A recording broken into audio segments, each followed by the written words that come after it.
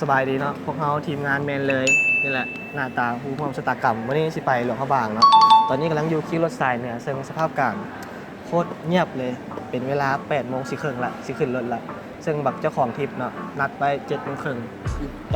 ตอนนี้ยังไม่เห็นมาที่ท่าเบิ่งว่ามันสิทันหรือบ่ทันเดี๋ยวไปยังไงไปเจอกันที่หลวงพระบาง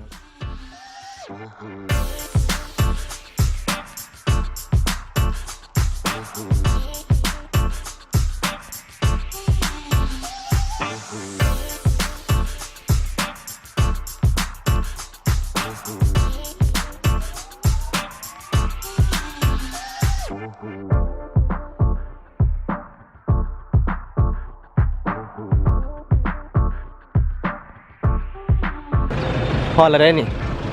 ตอนนี้พวกเขาเดินทางมาฮอดหลวงพระบางเนาะฮอดคิวรถรีวิวรถเป็นยังไง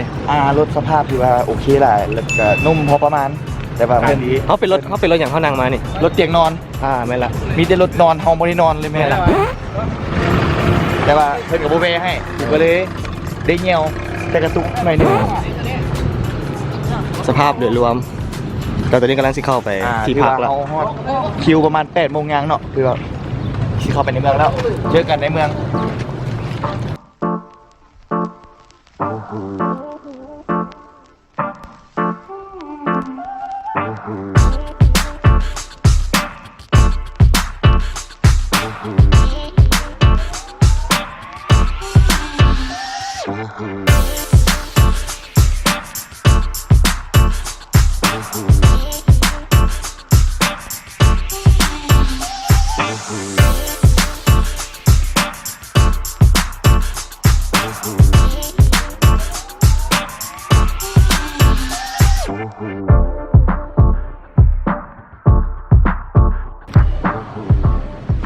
ตอนนี้เข้าป่าเขาฮอดแล้วเนาะที่พักของเขา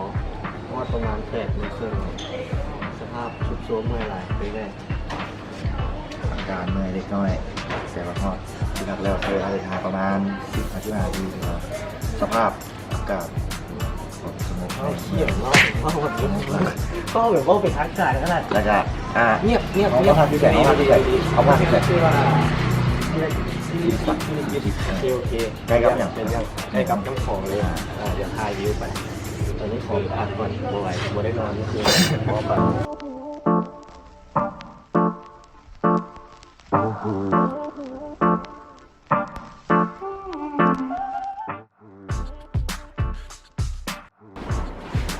เป็นอะไรที่ห้องพักอยู่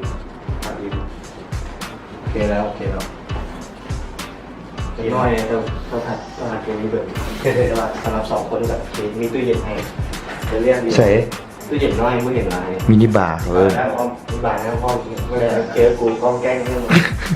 กูว่าของน้ำนี่กูไม่เห็นของน้ำใช่แต่ก็เบิร์ของน้ำเซลห้องเขาบ่ได้นะสูงห้องยูรุมเลยของน้ำเรื่องสะอาดตกแต่งสไตล์เสียงว่าเก็บของน้ำต้องเก็บเสียงได้เมื่อกี้ผมพูดพระจอกเจ็บเอามื้อนี้แก้มยังไม่ได้อยู่แก้มยังว่าแน่กูได้เก็บยังไงเก็บเป็นเงินเลยมาครับเนี่ยมาก็ถกเกเนาะมีแต่เงินบ่ต้องขนมาลายเอาเป็นว่าเดี๋ยวอาบน้ำอาบท่าแล้วเจอกันอยู่ที่สถานที่ท่องเที่ยวบ๊ายบาย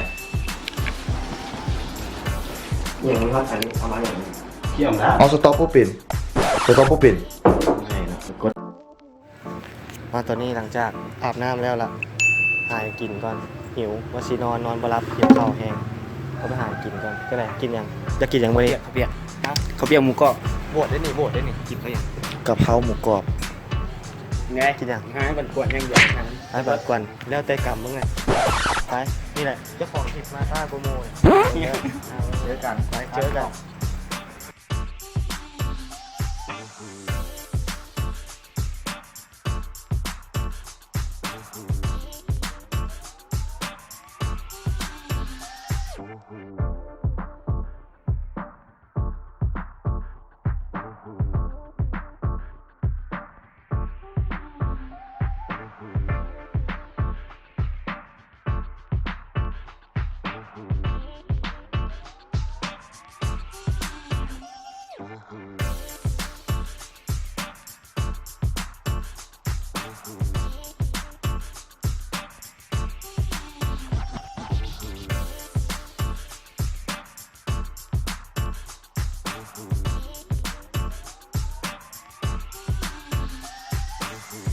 ส่งใจกู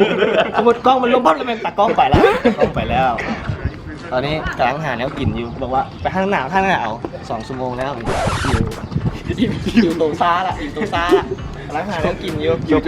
จ้าของทริปกูบอกว่าหาแล้ว น่าสนใจที่สุดผัดกะเพราสุดเด็ด ลอง บอกว่านี่ลูกไม่ต้องร้องกิน เห็นห้านแล้วเนาะ คิดว่ามันจะบอก อิวแล้วเมื่อกี้เราสิกินละเสียบปิดมา มันเสาร์อย่าลืมมันนี่น่ะ มึงสอนเนาะ รถเดี๋ยวตัวพ่อบางแล้วตอนนี้ยังไม่ได้กิน ดีถามมึงเขามีซอสแสดงว่าเขาไม่ชอบเปียก วันนี้เห็นท่านซัมซุงเมมเบอร์สิลองแรกเพิ่นได้บอลเดี๋ยวต้องถามเห็นโลโก้เดียวอย่างคือร้องมึงว่าสิได้บอลมูลค่า10,000กี่น้ำปันวันนี้มาแลกไก่ฮอตอันนั้นฮอตดอกกระบะได้ห้างกี่แล้วบอกฮะได้ห้างกี่แล้วอ่ะ แล้วบักจีสามารถเอาซัมซุงเอาโทรศัพท์ซัมซุงไปแลกได้ซัมซุงเมมเบอร์แลกได้แล้วมาแลกก็ได้มึงเอาโทรศัพท์มึงมาแล้วแลกกับจอกน้ำปันกูจอกนึง นี่ยังก็ทุกคนส่วนใหญ่กินกะเพรากันป่ะกินกะเพรา มาลองเบิ่งมากะเพราดอกกระบะสิคือกับกะเพราเวียงจันทร์บ่อิ๋ว เราได้รับความแซ่บเป็นยังไงตอนนี้นั่งอยู่ สำหรับ แคมป์ของ วิวนี่กินไปแล้วเนาะได้กำไรวิวไปแล้ว เพื่อกูก็ไปแล้วตอนนี้ รอมานี่5 ที่ 6แล้ว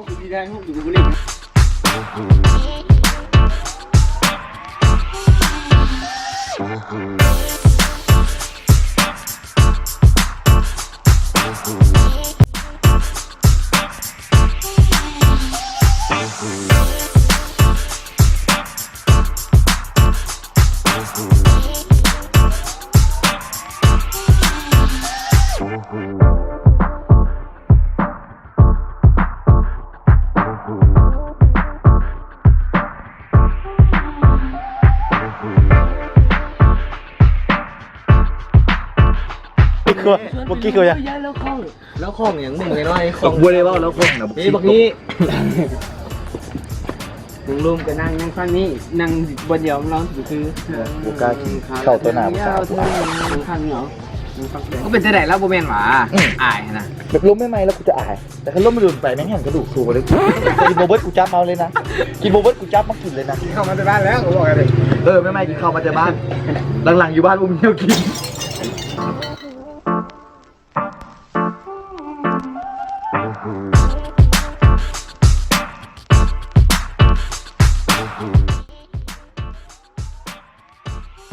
ใส่ใต้เลย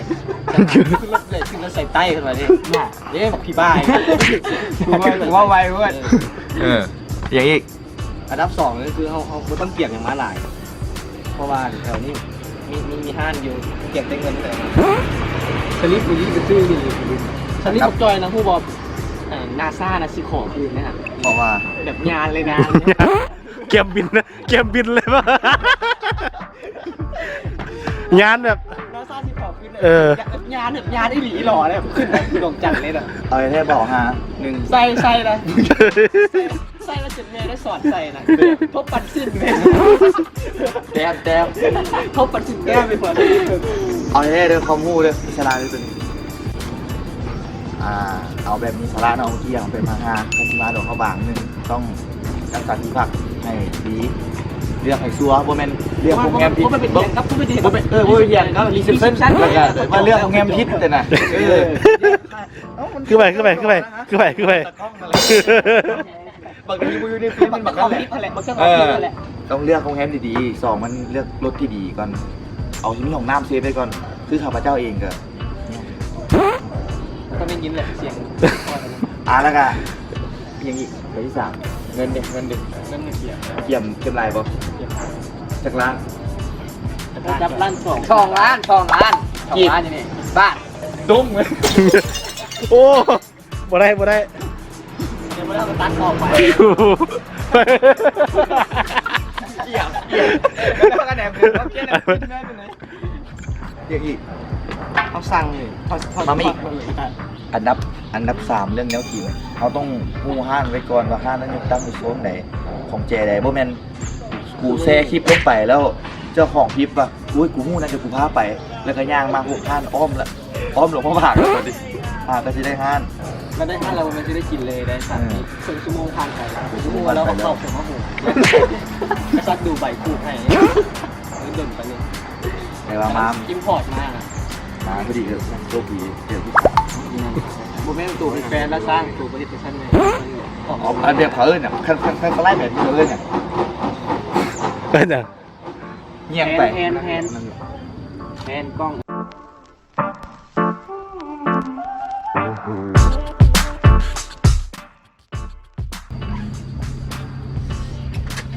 น่ากินกะเพรหลง อย่าฟ้ารีวิวหลายได้มึง อันนั้นของสร้างก่อนสร้างเจ้าว่าไม่สร้าง เจ้าโดยเอาลงนี้เลยก็ได้ มาชิมมึงใจ เป็นครับ กูจะกินครับตอนนี้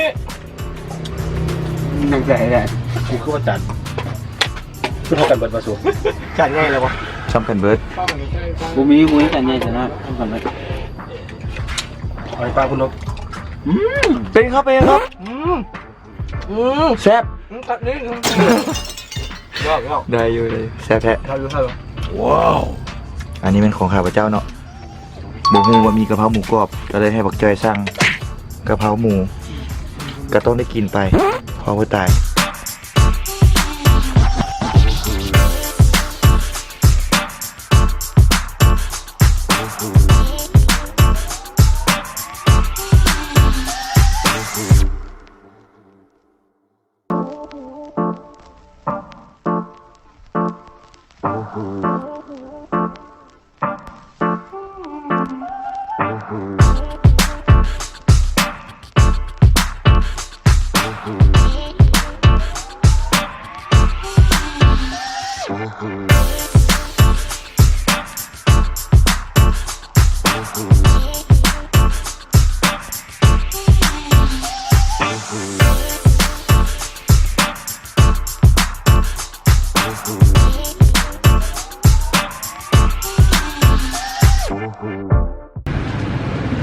กลับมาอีกแล้วเราก็เวลา5 โมงหลังจากรับอ่ะมารับตาตั้งอยู่5 โมงแล้วพอดีแดดออกแล้วพอดีกัน15กันไปเพื่อยังก่อขึ้นกู พูดสีวะ พุทธีฝ่าพร้อมที่เป็นยังไงคือในเบิ้งเนาะแล้วนี่ก็แรงละสภาพร่างกายจิตใจก็ตามนั่นแหละ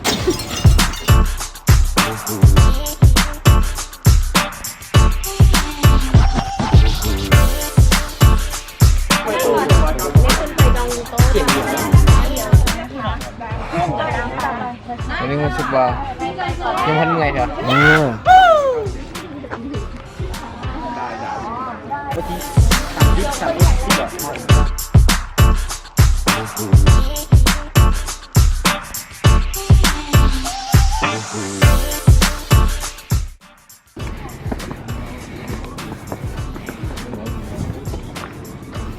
ทีมงานเมื่อตอนนี้ขึ้นมากันมู2 คน แบบบอกว่าจะกินเบียร์ร้านกูไม่ค่อยกินเบียร์ คนที่3ตามมาสถาพร ถ้าเขาบอกกินเบียร์เขาก็แบ เพช บ รโพคำคนที่ กูไม่ได้เมื่อยเลยนะเพราะกูไม่ได้กินเบียร์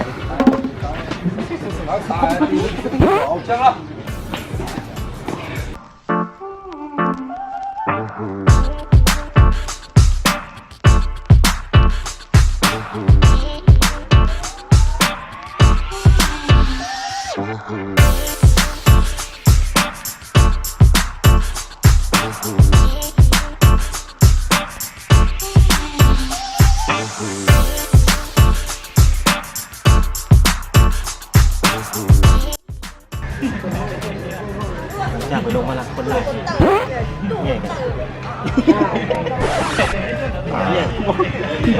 มมีอย่างเบาละเบิร์ดเท่านี้แหละ ผมยังหรอก เดี๋ยวติดตามเบิงโฮปนำกัน ตามวิดีโอแหละวิดีโอผมย้ายจะซองได้ตามปกติแต่ละคนมีท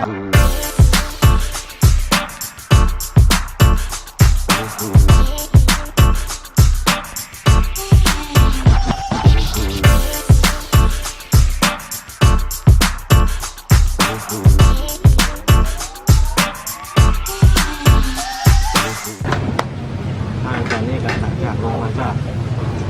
ดูสีต้องไปเอาอะไรเลาะตลาดไปเลยต้องไปเอาอะไรกินกับสิบด้านก่อนว้าวทางนี่แหละบรรยากาศดีเลย องเบิ่งเป็นสีหัวแซ่บหัวแซ่บดูมีเห็นคนหลาย น้ำของ วิวน้ำหอม มีน้ำของเป็นที่ไหนเป็นไหนบุฟเฟ่ต์ นี่ยังเป็ดอ่ะ เป็นบุฟเฟ่ต์เสียงได้ยินบ่ นั่นแหละ ไก่ได้ ไหนกัน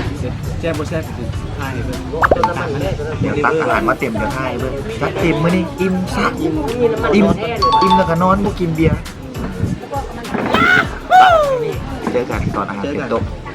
ครับห้องอื่นก็แหละมือที่ไปใส่ขอนอนก่อนนอนที่นี่แล้วนอนพ่อนอนหลายเดือนไม่นอนไปพอแล้ว